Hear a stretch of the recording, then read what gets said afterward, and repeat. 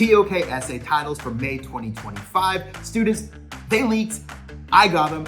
I got them before you. I got them before your DP coordinator probably got them. Teachers are watching this. They're getting them from this thing. You know what? Whatever. Let's get an A in TOK. Get an A in TOK. Okay, so first, this is a weird video if you haven't seen these before. And if you have seen this before, you probably failed last year, so it sucks to be you. You want to download this document. I'm giving you this whole thing for free. It's freaking 3,300 words. I posted it up on Reddit earlier.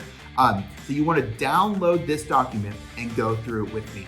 If you need more help, and this is what so many people do, I've created thousands of TOK essays for you, my peeps, on YouTube. You can send it to me, fiverr.com/PatFreakinJones. You can also go, that's me, Pat Freakin Jones. You can go to getanintok.com. You can get my free packet that is going to give you outlines and organizers. If you haven't done that, it's totally free. I don't know what you're doing. But this is also free. In these notes, you can just go to the description down below and download this document right now. I've got all of the titles here. If you haven't seen them yet, you can just click on it and it's going to jump you down to this. So without any further, is that everything I need to announce? Who cares? Let's get started. Title 1. Do historians and human scientists have an ethical obligation to follow the directive, do not ignore contradictory evidence, discussed with reference to history and the human sciences? So here's my initial thoughts and tips. So how this video is going to work, I'm going to give you my initial thoughts and tips, so how to proceed with this. Then in the next page, I'm going to give you my ideas for outlines. In all of the titles, I'm going to be releasing separate videos this week for each that give you examples and research, okay? So there's going to be a whole bunch of videos launching this week. Also pay attention for a video that is super important, how to write conclusions. I already have a video about writing introductions. It's really gonna help you out. Check out the comments in those. People are like last month, posting, this helped me get a 9, this helped me get a 10. Hey, I named my channel this for a reason, okay? So here are my initial thoughts and tips as I scratch my nose. Obvious but important. You're looking for contradictory evidence. You are not looking for contradictory opinions, belief, or events. You want to say, here's why people believe this, not here's what people believe. And this is important because when we're talking about history as an AOK, so many people don't talk about tangible pieces of evidence and the discoveries. They talk about, here's something old that happened. Guess what? That's not the AOK of history. Remember that the study of history as an AOK is a study of what historians have found and done to learn about the events and beliefs of the past. I had somebody last time just write about historic movies. Doesn't work. We're talking about historians. And the nice thing is, in both of these AOKs, it's very easy to find things that contradict, especially in history. And we don't even know what's right because there's always new discoveries coming up that contradict previous evidence. Not just previously held beliefs, but previous evidence. So this actually mentions ethics. And so what I want to encourage you to do is make real connections to ethics. Don't try to fit a framework into this title just because it's one that you understand, okay? So this title is pretty self-explanatory, so find something that actually relates, and I'm gonna have examples of this in the coming weeks.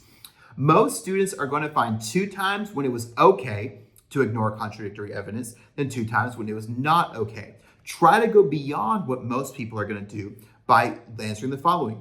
Why was it an ethical decision? So not just, people were in danger. No, what was the ethical decision? What ethical framework guided the decision? I'll have more examples of those down below. And then was the ethical justification justified? So real quick, I don't even know if I want to, I'll get into it. So if you're talking about, all of those crazy, terrible science experiments, and I know that we're not in human sciences, but I'm natural sciences, but if we're talking about the human experimentation that the Nazis and the Japanese did in World War II, this is a classic TOK example. Their ethic was that it was preserving their culture. It would help them win the war. Is murdering people so you can win a war ethically justified? These people said yes, but then we can look back and say the ethical justification was not right, was not moral, was not justified. That's just such a TOK sentence there. Let me collapse this. No, I don't want to make a footer.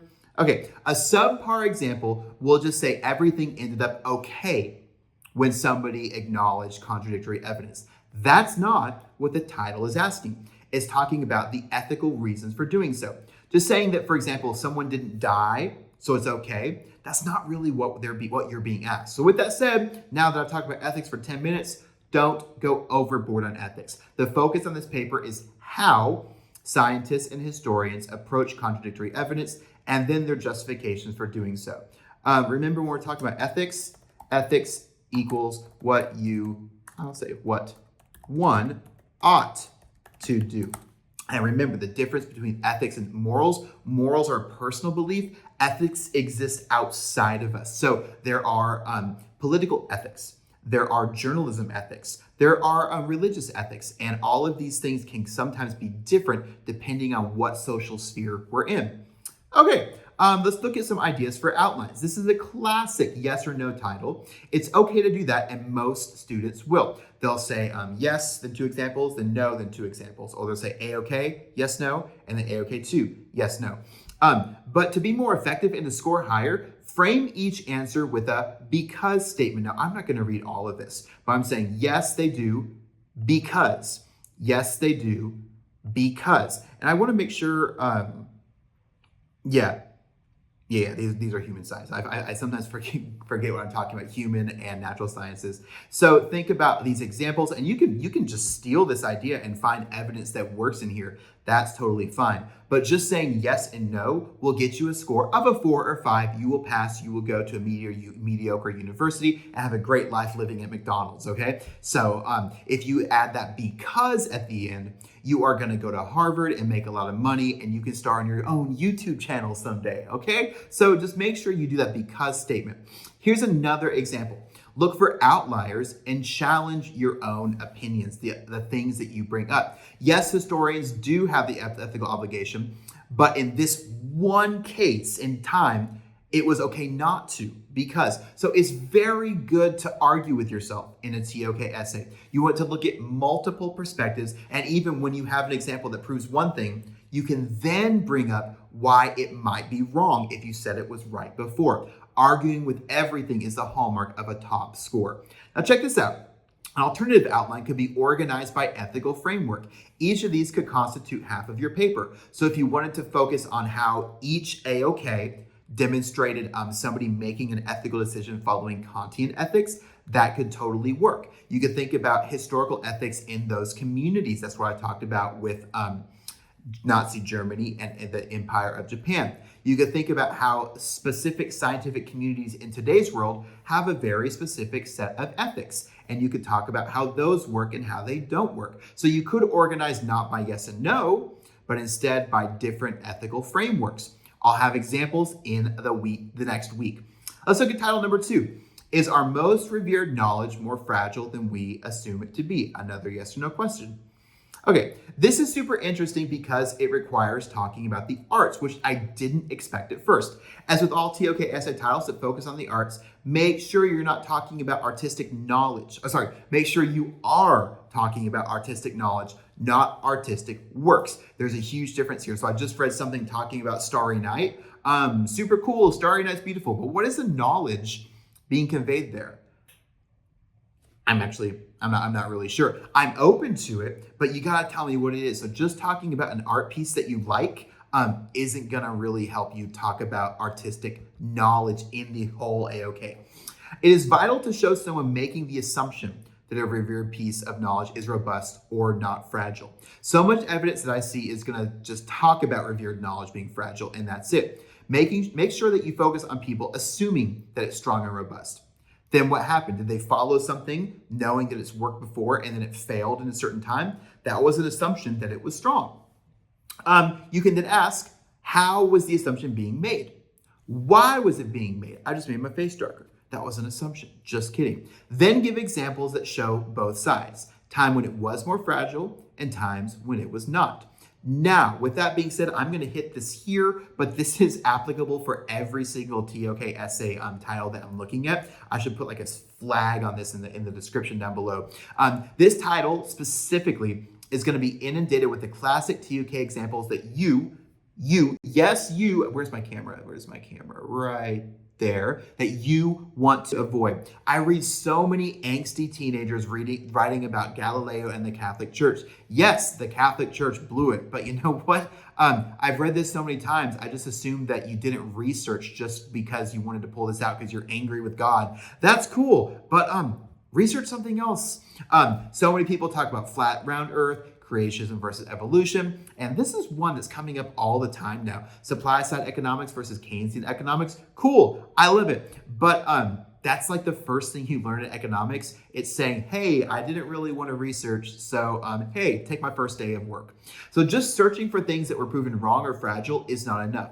Make sure that you focus on knowledge that was revered first, then how it stood up to scrutiny. If you just search for revered knowledge and choose the first thing, remember, this is what most people are doing.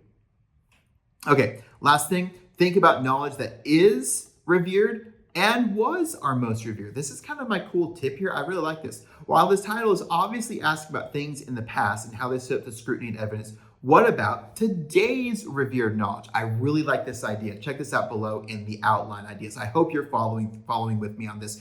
Download this, please, and go check out my Fiverr page too. Okay, so this is another yes or no title, so you can easily organize it this way. AOK 1, AOK 2, revered knowledge is more fragile and is not more fragile. This is what most people are going to do. You'll get a 4 or 5. You'll be fine working at McDonald's. Or you can say revered knowledge is more fragile, then do 2 examples from the AOKs, 2 examples from the AOKs talking about is not. Totally fine. This is what everybody does. But here's my tip for you because I care about you so much. What if you organize it by past and present? So past, for example, art had to follow rules. You had art authorities that said this art is good, this art is bad. You could talk about formal arts techniques. And natural sciences, you could talk about these things that were revered, and then they weren't actually as robust. They were pretty fragile. So those were in the past. And then your next section talks about the present. Now we believe that anything can be art. This knowledge is very much revered. Is that fragile or is it robust? Mona Lisa is the greatest artwork, or you could take a film that is held to be the greatest, just whatever is the greatest in the art area that you want to talk about. This is a revered opinion. How strong of a statement is that? You can also talk about formal genres in music. We revere those. How strong is that? I love talking about genres in art. Okay, natural science, I just took things that we very much hold to be true today. We hold that evolution is true. We hold that string theory is true. Nutrition, you could talk about this. We all believe that there are certain things we should eat and shouldn't eat. We revere that. Theory of relativity, we all hold that to be revered. And germ theory, that's the new paradigm that we live in now. So all of these are things that we currently believe are true and is our revered knowledge. So are those things that we currently believe fragile? I would totally go this route. All right. As we look at number 3, I just want to remind you to go to getanantok.com/free stuff. You can get my organizers and outlines there, and go to fiverr.com/PatFreakinJones. That's me. Send me your essay. You can chat with me after I send it back. I will help you out. I would love to help you out because I like people getting A's. Okay. How can we reconcile the relentless drive to pursue knowledge with the finite resources we have available? Discuss with reference to natural sciences and one other AOK. I don't think many people are going to choose this. I didn't like this. I actually sat here last night. I'm struggling to come up with some examples. I'm just going to say right now, and I'll say this in my video that I drop later this week. If you are struggling to come up with ideas for this, I just skip this. There's 6. You only need 1. Go ahead and skip this. But I'm going to talk about it anyway because some of you guys tell me I choose it because you say it's the hardest. And that's a very valid reason because fewer people will choose this. Okay. Initial thoughts and tips. Similar to a title in 2024, this is asking a very narrow question. How can we reconcile? So that means that each example inside each paragraph or section or however you do it needs to lead to a solution. This is an opportunity for creative thinking and reasoning. So you need to be able to say it can be reconciled by blank. Or, and do this one time, we can answer by saying this example shows it cannot be reconciled. You have to go one or the other. You could do this for your whole paper. I would probably not. But I would really do this once because it's a very creative and probably unexpected way of answering the question, how can we reconcile? Okay, so find examples of scientists reconciling the demand with a limitation, then how they talk about how they did it. Then you want to figure out what this reconciliation means on a larger scale. So don't just say, here's what they did. Say, here's what they did. And here, I'm making my hands big here, getting to the edge of my screen. Here's why it matters. Here's what we learn about all sciences. What does this one instance teach us about the limits in all of the AOK? What lessons can we learn? If you're struggling to come up with analysis, think about it as a lesson. What does this teach us? What lesson can I learn? Many TOK teachers, I'm going to say this in another video as well, many TOK teachers require explicit and formal definitions in the introductions. I do not think that this title asks us that we define the relentless drive to pursue knowledge. That's pretty clear, and you can demonstrate in your examples what this actually means. Also, the finite resources, don't go into a huge description on what finite resources are. Just identify the finite resources in your research below. Remember that introduction should be 150 words or less. Okay, I'm gonna get totally wacky here. Like I told you, I'm just gonna totally call myself out. This is not a great example, but this is gonna kind of show you what you need to do. I was struggling to come up with some stuff here, and I'm the get an A, and I can't even say it, it's so late.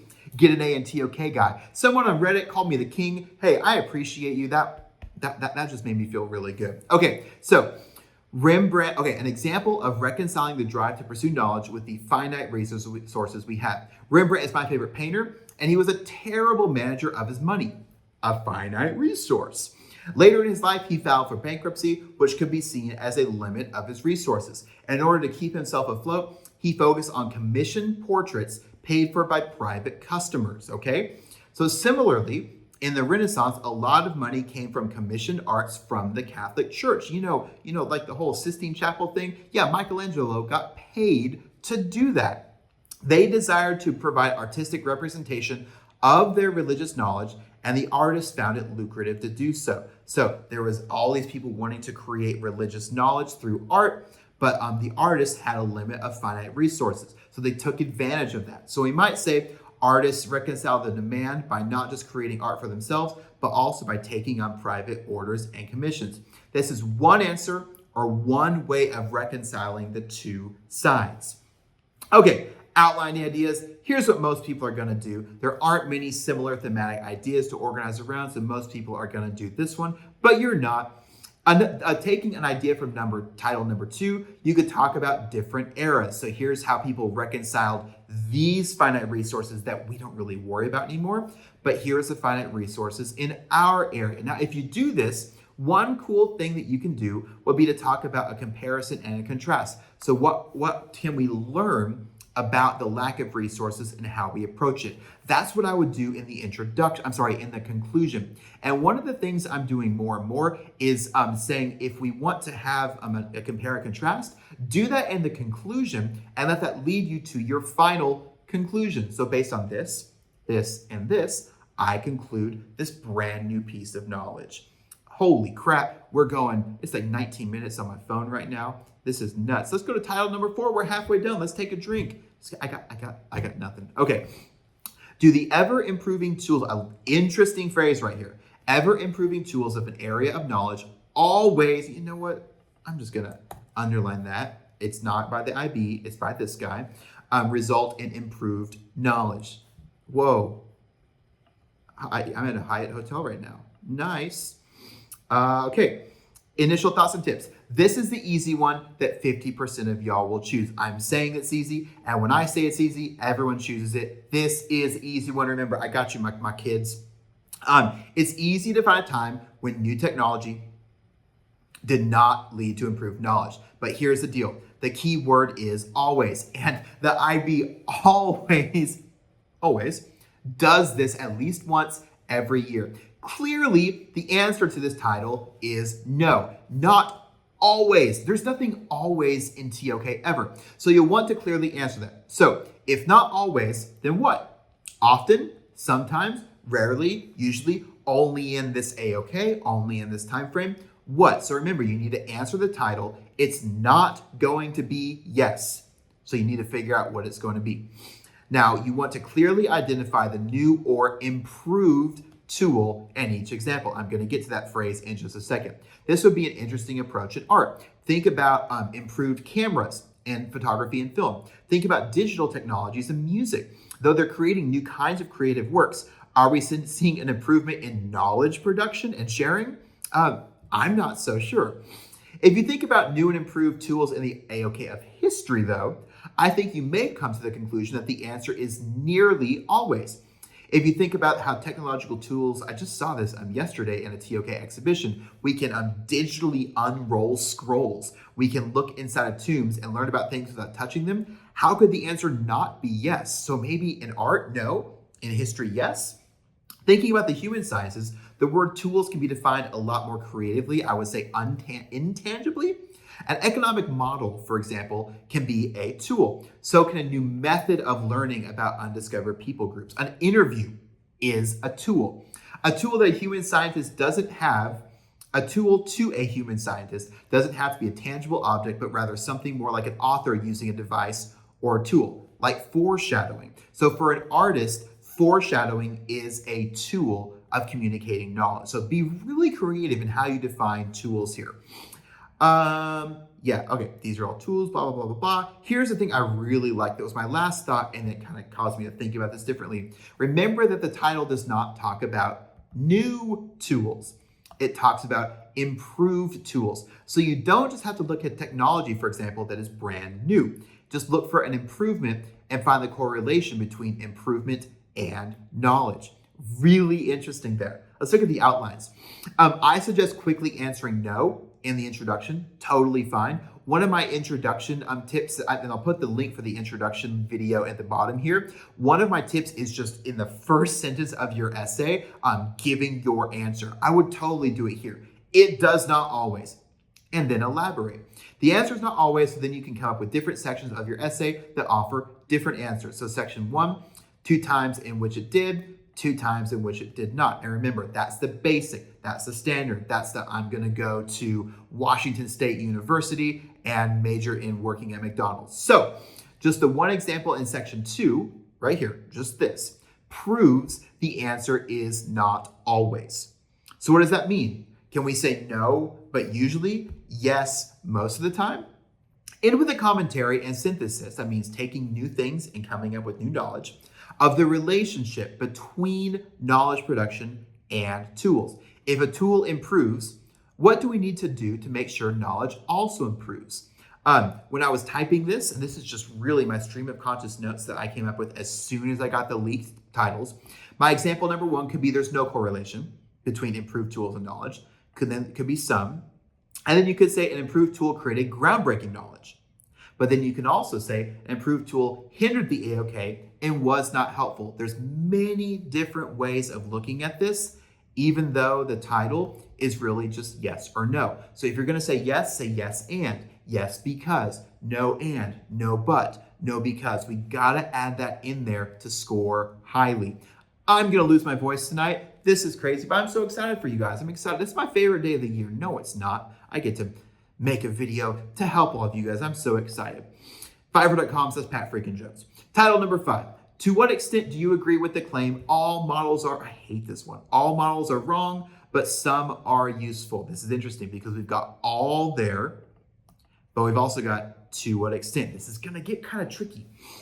Discuss with references to math. Hey, I forgot about that one. And one other AOK. So this is the first and only to what extent title of 2025. They're not really helping us keep the TOK memes going on here. Really interesting.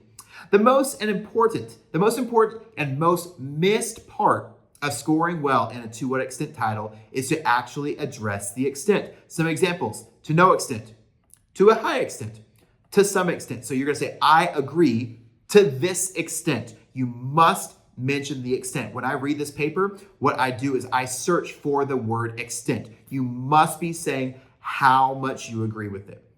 For example, This is kind of getting off task, but showing you what it means. To what extent does tutoring with Patrick correlate with actually getting an A in TOK? The extent to which a student can get an A by having Patrick as a tutor varies from student to student, as students have to write the paper themselves. To what extent does caffeine give you more energy? Caffeine gives drinkers energy to a very strong extent. But it must be noticed that the more someone ingests caffeine, the less effect it will have on them. You probably think I'm all hyped up on Mountain Dew right now. I don't even use caffeine. That's how cool I am. So this title requires maths, which is good because I haven't talked about it at all. The first thing that came to mind when I read this title was when I learned that all maths are based on assumptions that we actually cannot totally prove. Not facts, but assumptions. And so I found this cool paper here. You can click on this and it will show you what you need to know that outlines some of the assumptions in math. These are called axioms. And even though we can't prove that they're true, all of math is based on them, so they're useful. Are they wrong? It doesn't matter because we use them all the time. This is pretty obvious, but some of you are gonna do this. Don't talk about models in art. Don't talk about like hot girls posing. Don't talk about like a model house or like a person posing. That's not what we're talking about with models. This title gives a good opportunity to talk about economic models. And a lot of people last year, this is becoming really cliche, to be honest. A lot of people made their entire human sciences section just about econ. You can do it. I assume it's okay. I'm not penalizing people for it, but just know a lot of people are doing that. It's gonna happen here, but you want to keep these two things in mind. First of all, I've already said this before, keep supply side and Keynesian economic theories out of your paper. This is the most overused example in all of human sciences. It's basically as boring and as basic as vaccines cause autism in the natural sciences or Marcel Duchamp in the arts. All of these work and they're good, but everybody uses them, especially the lower students. And some of you, it's okay. McDonald's needs employees too. Some of you guys are going to use these. Just know that when you do, the examiner that reads your paper is going to read this a whole bunch of times. I really suggest doing this. Are there any models from your own country? Take advantage of your own personal knowledge and personal experience. So many people write about American things. Why? I love America. I'm American. America's great. But it's not that great. You can write about the great stuff or the bad stuff in your country too and really stand out. Okay. So remember that the title is asking the extent to which you agree. It's perfectly fine and probably required to provide examples that completely prove this point wrong. Was it a model that is true and not useful? Honestly, not sure what that is, but you definitely want to find different kinds of models that vary on their truthfulness and usefulness. Truthfulness and usefulness. My daughter would love that. The conclusion here then formally answers the question. Do you agree? Okay, do you agree that all models are wrong? Of course not. This is the same as always in the earlier title, so how can you elaborate? Really, here's what you want to do right here. What are we to do with models? What does your research, so the examples that you brought up, what do they teach us about models and how to use them? Will we stop using models? So what should we do about it? We're not going to stop. So you need to say, I agree to this extent. Let's look at outlines. Being a to what extent outline, there are many ways to outline it. Being able to what extent title. Can you tell I'm trying to get this out to you fast? I would totally avoid an AOK organization here as that's too basic. So this is what most people are going to do. Examples that cause me to agree, examples that cause me to disagree, and the conclusion is to what extent do you agree? So think about it this way. Model was wrong, it was useful. Model was right, was useful. Model was wrong, was not useful. Model was wrong, was not useful. Oh, I'm sorry. Was useful. There we go. All right, Reddit people, you got an outdated one. Go ahead and download this new one at the bottom. So anyway, this is an interesting one. I also don't really like number 5. There are some that are easy. There's always some that are harder. And because number 6 is killer. But let me just talk about these hard ones. For example, a couple of reasons to do it. Fewer people will choose the harder ones, which means that you will be compared to less. It also means that your examples will stand out more. But the harder ones are the harder ones. Now, technically, the examiners are not supposed to compare, but come on, we all know that teachers compare to other things. It's just like, The good-looking kids never score. Yeah, they always score better. Come on. Okay, the butt kissers, they always score better. We're not supposed to, but they do. Okay, does acquiring knowledge destroy our sense of wonder? So cool. You can choose the AOKs, which for some of y'all, that's going to stress you out. Initial thoughts and tips. There's always a weird one. This is the weird one for May 25. The intro for this title is super easy. I just talk about something that gives you a sense of wonder, something you've experienced. There's no need to define wonder. We all know what it is. Just show how it provided wonder. How it destroyed a sense of wonder or didn't in each example. So please, I don't want to read 500 examples of definitions of what wonder is. You don't need to do that. You do need to send me your essay because I will help you out so much. But if I read an essay and you've defined wonder, I'm just gonna, I don't know what I'm gonna do. Oh, also, I will say, if you do title number 5 or title number, which was the other one I don't like? Number 2?